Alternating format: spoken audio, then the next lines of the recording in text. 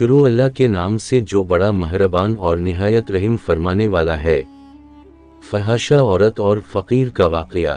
Baghdad کے بازار میں ایک حلوائی صبح اپنی دکان سجا رہا تھا کہ ایک فقیر اس کی دکان کے پاس سے گزرا۔ دکاندار نے کہا کہ بابا جی آؤ کچھ کھا پی لیں۔ فقیر بیٹھ گیا تو حلوائی نے گرم دودھ فقیر کو پیش کیا۔ فقیر نے دودھ پی کر اللہ کا شکر ادا کیا اور اس حلوائی کو کہا کہ بھائی تیرا شکریہ، اور یہ کہہ کر فقیر چل پڑا۔ بازار میں ایک فحاشہ عورت اپنے دوست کے ساتھ سیڑھیوں پر بیٹھ کر موسم کا لطف لے رہی تھی۔ ہلکی باندی ہو رہی تھی، جس کی وجہ سے بازار میں کیچڑ تھا۔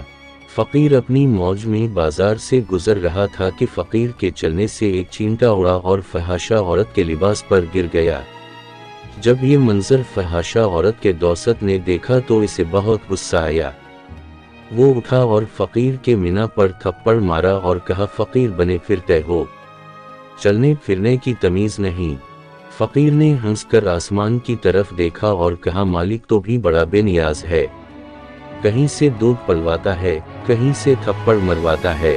یہ کہہ کر فقیر آگے چل پڑا۔ فحاشہ عورت چھت پر جا رہی ہوتی ہے تو اس کا پاؤں پھسلتا ہے اور زمین پر سر کے بل گر جاتی ہے۔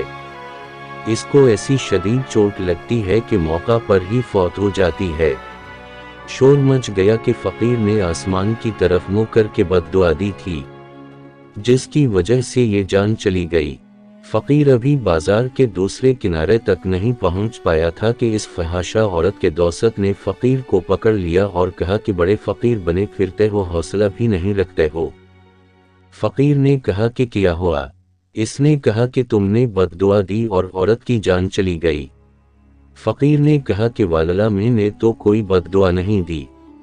تو اس شخص نے کہا کہ نہیں، تیری ہی بد دعا کا کیا دھرا ہے۔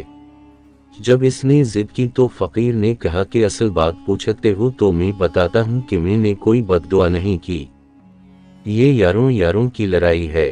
لوگوں نے کہا وہ کیسے؟ فقیر نے کہا کہ جب میں گزر رہا تھا اور میرے پاؤں سے چینٹا اڑا اور اس عورت کے لباس پر پڑا تو اس کے یار کو غصہ آیا، اس نے مجھے مارا، تو پھر میرے یار کو بھی غصہ آ گیا۔